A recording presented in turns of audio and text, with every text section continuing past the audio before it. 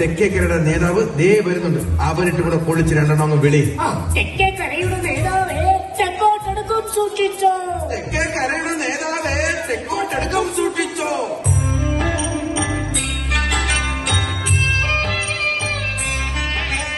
ഇങ്ങനെയൊക്കെ പറയാവോ? ഇങ്ങനെയൊക്കെ പറയാമോ? നമ്മൾ നാളെയും കാണേണ്ടേ? നമ്മൾ നാളെയും കാണേണ്ടേ? അമ്മ ചുട്ടൊരു വെള്ളയപ്പം, എന്റെ അമ്മ ചുട്ടൊരു വെള്ളയപ്പം. മുട്ടയും കൂട്ടി തട്ടിയിട്ട്, മുട്ടയും കൂട്ടി തട്ടിയിട്ട്, മുട്ടയും കൂട്ടി തട്ടിയിട്ട്, മുട്ടയും കൂട്ടി തട്ടിയിട്ട്. നാണമില്ലേ ഇങ്ങനെ പറയാൻ? നാണമില്ലേ ഇങ്ങനെ പറയാൻ?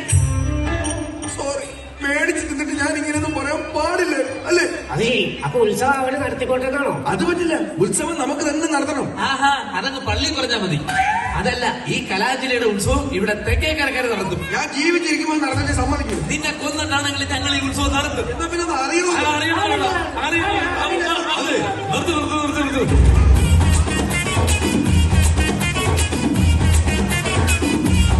കുറെ നാളായി ഇവിടെ കലാജിലയുടെ ഉത്സവം നടത്താൻ തെക്കേക്കരയും വടക്കേക്കരയും തമ്മിൽ തർക്കം. ഇന്ന് അതിനൊരു തീരുമാനം ഉണ്ടാക്കണം. നിങ്ങൾ രണ്ടു കൂട്ടരും അതിനുവേണ്ടി ഞങ്ങളോട് സഹകരിക്കണം. ആ തീരുമാനമെടുക്കാൻ രണ്ട് മഹത് വ്യക്തികൾ ഇവിടെ വരുന്നുണ്ട്. അവര് പറയും, നമ്മൾ അനുസരിക്കും.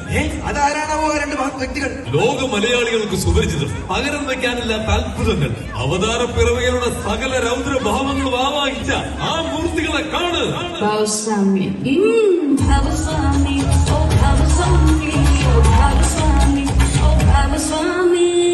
ഇത്തിരി ഭവസ്വാമി, ഇത്തിരി ഉള്ളു ഭവസ്വാമി, ഇത്തിരി ഭവസ്വാമി, ഭവസ്വാമി, ഭവസ്വാമി, ഭവസ്വാമി, ഓ ഭവസ്വാമി, ഓ ഭവസ്വാമി, ഓ ഭവസ്വാമി. ഇതാരാ? ഇത് ബാബുസ്വാമി. എനിക്ക് വർഷങ്ങൾ കൊണ്ടറിയാം. ഹ്യൂസ്റ്റണിൽ വന്നിട്ടുണ്ട്. നല്ല മനോഹരമായ ദിനങ്ങളായിരുന്നു അല്ലേ പൊന്നു? ഒന്നും വിളിച്ചു പറയല്ലേ. നന്നായിട്ട് നൃത്തമൊക്കെ ചെയ്യും.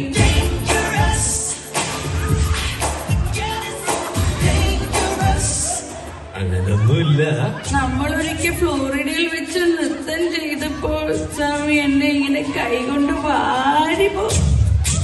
പിന്നെ പെണ്ണാതിരി പെണ്ണും പിള്ളേ, വെള്ളവും വെള്ളിയാഴ്ച ഇല്ലാതെ ഓരോന്ന് വിളിച്ചു പറയാതെ. എന്നാ പോട്ടെ. എന്താ കുഞ്ഞുങ്ങളെ ഇപ്പൊ ഇവിടുത്തെ പ്രശ്നം? ഇത്തവണത്തെ കലാഞ്ജലിയുടെ ഉത്സവം ഞങ്ങൾക്ക് നടത്തണം. ഞങ്ങൾ ഒട്ടും വിട്ടുകൊടുക്കത്തില്ല. ഉത്സവം നടത്തുന്നെങ്കിൽ അത് ഞങ്ങൾ തന്നെ ആയിരിക്കും. നാഗയുടെ അഭിപ്രായം ആര് നടത്തണമെന്നാണ്?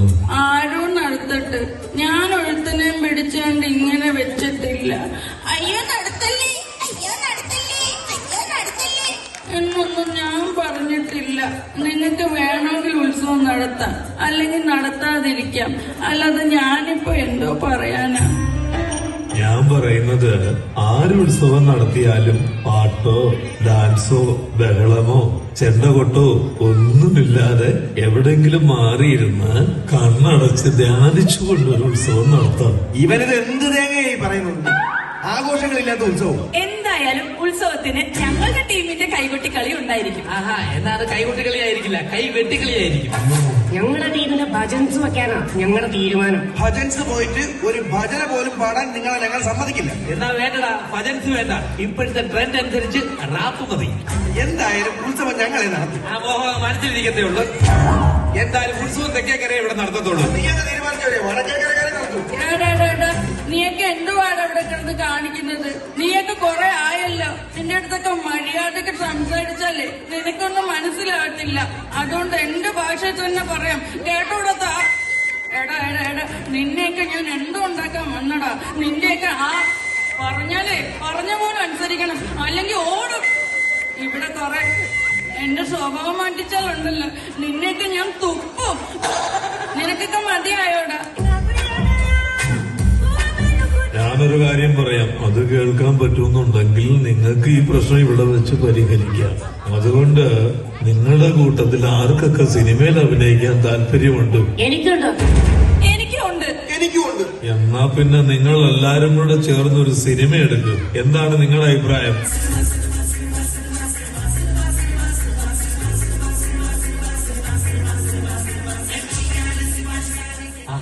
അത് നല്ല ഐഡിയ. പക്ഷെ ഞങ്ങൾക്ക് സിനിമയെ കുറിച്ചോ ഷോർട്ട് ഫിലിമിനെ കുറിച്ചോ ഒരു ഐഡിയ ഇല്ല. ഇതിനൊരു ഡയറക്ടർ വേണ്ടേ, അല്ലെങ്കിൽ പോട്ടെ ഒരു സംവിധായകനെ വേണ്ടേ? നിങ്ങൾക്ക് പറ്റിയ ഒരു ഡയറക്ടറിനെ ഞാൻ തരാം. അല്ല, ആരാണ് ആ director? Director Stephen Spielberg Kumar. ഓ, സ്റ്റീഫൻ സ്പിൽബർഗുമായി ഒരു പുലബന്ധവും ഇല്ല. പക്ഷെ മിടുക്കനാണ് അയാൾ. UK-യിൽ പഠനം, ജോലി, പിന്നെ അവിടെ വെച്ചൊരു പടം പിടിച്ചു. അതിനുശേഷം അമേരിക്കയിൽ വരേണ്ടി വന്നു. അറ്റ്ലാന്റിൽ വെച്ചൊരു പടം പിടിച്ചു. അതുകൊണ്ട് താമസം ഹ്യൂസ്റ്റണിൽ. ദേ വരുന്നു ആ മിടുക്കൻ Stephen Spielberg Kumar. I'm not in a mood 'cause my flight then late. So I jumped on a private jet and I'm asking a pilot the ETA. Landlord parked on a London strip, everyone in my gang and my DJ paid.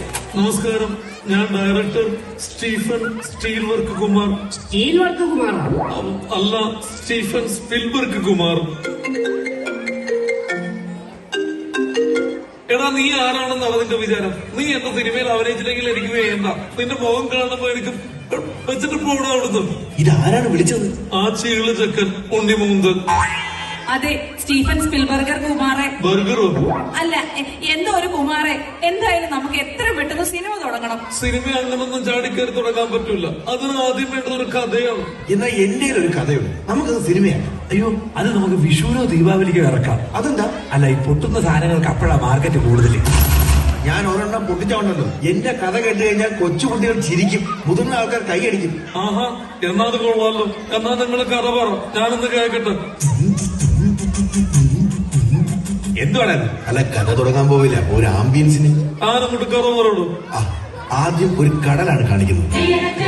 കടലിനെ മാത്രം ആശ്രയിച്ച് ജീവിക്കുന്ന കുറച്ച് മുക്കോരുടെ കഥയാണ് എന്റെ കഥ. അതുകൊള്ളോ, കടലിൽ വെച്ച് അങ്ങനെ ഒരു പടം വന്നിട്ടില്ല.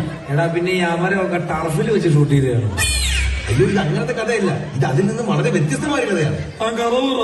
ആ കടപ്പുറത്തെ ഒരു തൊഴിലാളിയാണ് അച്ചൻകുഞ്ഞ്. ആ അച്ചൻകുഞ്ഞിന്റെ 17 വയസ്സുള്ള ഒരേ ഒരു മകളാണ് എൽസമ്മ. ഈ എൽസമ്മയെ പ്രാണന് തുല്യം സ്നേഹിക്കുന്ന സുന്ദരനും സുമുഖനുമായ ചെറുപ്പക്കാരനാണ് അസ്രഫ്. സാറിന് സംഭവം മനസ്സിലായി? പറഞ്ഞു വരുന്നത് ചെമ്മീൻ സിനിമയിലെ കഥയാണ്. എനിക്ക് മനസ്സിലായി. എവിടെ വരെ പോകുമെന്ന് നോക്കട്ടെ. ഈ അച്ചൻകുഞ്ഞ് അസ്രഫിൽ നിന്നും പല തവണയായി പണമായും വള്ളമായും വലയായും പല സഹായങ്ങളും നേടിയിട്ടുണ്ട്. വള്ളം നിറയെ മീനും കൈ നിറയെ കാശും കിട്ടിയപ്പോ അച്ചൻകുഞ്ഞ് ആളാകെ മാറി. ആ ചാകര കാലത്താണ് അങ്ങേക്കരയിൽ നിന്നും കരുത്തനും മുരടനുമായ ഒരു യുവാവ് വള്ളം തുഴഞ്ഞ് ഇങ്ങേക്കരയിലെത്തിയത്. പഴനി. അത് നിനക്കെങ്ങനെ മനസ്സിലായി? നാളെ ചെമ്മീൻ സിനിമയിലെ പഴയ കഥയെ പറഞ്ഞോണ്ട് വരാൻ. അയ്യോ, ഇത് ചെമ്മീൻ എന്നൊക്കെ പറഞ്ഞ് ഇറങ്ങിയോ? ഇതാ സ്ക്രിപ്റ്റ് വെച്ചോണ്ടിരുന്നുള്ള കുഴപ്പം. എന്നാ ഞാൻ വേറൊരു കഥ പറയാം. ഓ, ഇനി പരിസരത്ത് കണ്ടുപോകരുത്. ഇനി എന്ത് കഥയുണ്ടെങ്കിലും നിങ്ങളോട് പറയുന്ന പരിപാടിയില്ല. ഞാൻ രാജമൗലിയോട് പറഞ്ഞോളാം. കിടുക്കൊരു കഥയുണ്ടായിരുന്നു എന്റെ കയ്യില്. വേറൊന്നുമില്ല, വെറും 300 രൂപയ്ക്ക് വേണ്ടി തമ്മിൽ ഒറ്റിക്കൊടുത്ത് ഒരു ക്രിസ്ത്യൻ വിപ്ലവകാരിയെ കുരിശിലേറ്റി കൊന്ന കഥ. കർത്താവെ, കളിച്ച് കളിച്ചത് ബൈബിളും കട്ടെഴുതി ഇറങ്ങണ അവിടുന്ന്. ഞാനൊരു അടിപൊളി കഥ പറയാം. ഒരു വലിയ വഞ്ചിയില് നിങ്ങൾ 2 കരക്കാരും കൂടി ഉല്ലാസയാത്രയ്ക്ക് പോകുന്നു. രാത്രിയില് ബോട്ട് ഒരു 110 മൈൽ സ്പീഡിൽ പോയിക്കൊണ്ടിരിക്കുകയാണ്. കപ്പലിൽ പാട്ടുണ്ട്, ഡാൻസ് ഉണ്ട്, പ്രേമമുണ്ട്, ഫുഡുണ്ട്, അങ്ങനെ എല്ലാം ഉണ്ട്. അങ്ങനെ ഇങ്ങനെ കപ്പല് പൊക്കോണ്ടിരിക്കുമ്പോൾ കപ്പൽ ഒരു വെളുത്ത പാറയിലിടിച്ച് 2ആയിട്ട് പിളർന്ന് താഴേക്ക് പോകുന്നു. കപ്പലിലുള്ള കുറച്ചുപേര് മരിക്കുന്നു, കുറച്ചുപേര് ജീവിക്കുന്നു. അതിലൊരു സ്ത്രീയും പുരുഷനും പ്രേമിക്കുന്നു. കട്ട ആക്ഷൻ, കട്ട ത്രില്ലർ ആൻഡ് മ്യൂസിക്കലാണ്. Every night in my dreams I see you, I feel you. ആഹാ, കൊള്ളാം. ഈ പാട്ട് എനിക്ക് ഒത്തിരി ഇഷ്ടപ്പെട്ടു. നീ തന്നെ ഈ സിനിമയിലെ music director. You are A selected. എന്റെ മൂവി എപ്പോഴും fresh content, fresh music, fresh idea. നീ ഈ പറഞ്ഞ കഥ ടൈറ്റാനിക്കിന്റെ ആണെന്ന് ഏതൊരു കൊച്ചു ചെറുക്കെന്ന് അറിയാം. അതുകൊണ്ട് നീ പുതിയൊരു കഥ ഉണ്ടാക്കും. നീ തന്നെയല്ലേ വിദൂരം എന്ന് പറഞ്ഞൊരു കഥ എഴുതിയത്? അതെ, വിദൂരത്തിന് ശേഷം ഞാൻ വിദൂരം 2 എന്ന് പറഞ്ഞൊരു കഥ എഴുതി. ഇനി നമുക്ക് ഈ സിനിമ വിദൂരം 3 എന്ന് പറഞ്ഞുകൊണ്ട് ഇറക്കാം. ഓക്കെ അല്ലേ? ഞങ്ങൾ ഓക്കെ. അപ്പൊ ആദ്യം നമുക്ക് ഇതിനൊരു നായകനെയും നായികയും തിരഞ്ഞെടുക്കാം. നായികയായിട്ട് ഞാൻ അഭിനയിക്കാം. എന്നാ പിന്നെ ഒന്നും നോക്കണ്ട, നായകനായിട്ട് ഞാൻ തന്നെ അഭിനയിക്കാം. അത് എതിർ പാർട്ടിയാണ്. ഒരു ലയനം നടക്കണമെങ്കിൽ അങ്ങ് നടക്കട്ടെ. ആര് നായകനും നായിക ആയാലും അഭിനയിക്കാൻ അറിയാമോന്ന് അറിയാൻ വേണ്ടി ഒരു സ്ക്രീൻ ടെസ്റ്റ് ഞാൻ നടത്തും. ഞാനൊരു സിറ്റുവേഷൻ പറഞ്ഞു തരാം, അത് നിങ്ങൾ അഭിനയിച്ച് കാണിക്കണം. Okay sir. താങ്കൾ ദുഷ്യന്ത്, ഇത് ശകുന്തള. അപ്പൊ സീനെന്ന് വെച്ചാൽ ദുഷ്യന്തൻ ശകുന്തളയോട് ചോദിക്കുകയാണ്, താതു കണ്ണും തപോഭൂമിയിൽ നിന്നും ഇനിയും മടങ്ങിയെത്തിയില്ലേ ശകുന്തളെ?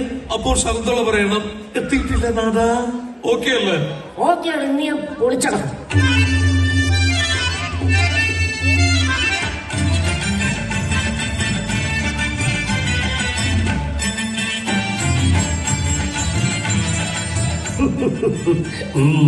കൊള്ളാം, അവന്റെ ഗൗരവം കൊള്ളാം കേട്ടോ. താതൃകണ്ണൻ തപോഭൂമിയിൽ നിന്നും ഇനിയും മടങ്ങിയെത്തിയില്ലേ ശകുന്തളെ? ഇനിയും മടങ്ങിയെത്തിയില്ലേ ശകുന്തളെ? പറയൂ ശകുന്തളെ. ഓ ഷേ, എനിക്ക് അറിഞ്ഞൂടാ. എനിക്ക് അറിഞ്ഞോടുന്നാണോ? എത്തിയിട്ടില്ല നാഥാ എന്ന് പറ. ഒരുമിച്ചോട്ടിക്കാ ഡയലോഗ് പറയണേ. താപകണ്ണൻ തപോഭൂമിയിൽ താപകണ്ണൻ തപോവന ഭൂമിയിലും എന്നെ കൊണ്ടത് പറയിപ്പിക്കരുത് കേട്ടോ. ഇത് ശരിയാവത്തില്ല, ഇത് ശരിയാവത്തില്ല. നായകനെ നായികയെ എല്ലാവരെയും മാറ്റണം. അതാരാ വരുന്നത്? അയ്യോ, പ്രൊഡ്യൂസർ റോബി ചെമ്മന്നൂർ വരുന്നു.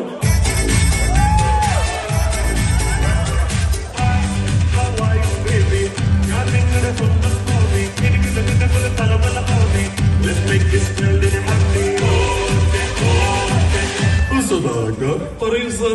ഈ സിനിമ ഞാൻ പ്രൊഡ്യൂസ് ചെയ്യാമെന്ന് പറഞ്ഞതിന്റെ കാരണം എന്താണെന്ന് അറിയാമോ? ഇത് ഹണി ഉണ്ടാകും എന്ന് പറഞ്ഞതിന്റെ പേരിൽ മാത്രമാണ്. തീർച്ചയായിട്ടും ഈ സിനിമയില് ഹണി ഉണ്ട് സർ. ഹണി വരുമ്പോ എന്നെ ഒന്ന് പരിചയപ്പെടുത്തണം. എനിക്കൊരു സെൽഫി എടുക്കണം. ഉച്ചയ്ക്ക് വീട്ടിൽ കൊണ്ടുപോയി ഒരു നേരത്തെ ഊണും കൊടുക്കണം. അതൊന്നും കുഴപ്പമില്ല സർ. പക്ഷെ വീട്ടിൽ കൊണ്ടുപോകുമ്പോൾ സൂക്ഷിക്കണം. അടുപ്പ് തുറക്കുമ്പോൾ ഹണി പറന്നു പോകരുത്. ഇതാണോ ഹണി? ആ, ഈ ഹണിയിൽ കിടക്കുന്നതാണ് ഹണി ബി, തേനീച്ച. ഇതായിരുന്നു ഹണി. ഞാൻ വിചാരിച്ചു ഹണി റോസ് ആയിരിക്കും. എടോ, തേനീച്ച വെച്ചൊക്കെ ആരെങ്കിലും പടം എടുക്കണോ? ഇവിടെ ഈച്ച വെച്ച് പടം എടുത്ത് ഹിറ്റായിരിക്കുന്നു. പിന്നാണോ സർ തേനീച്ച?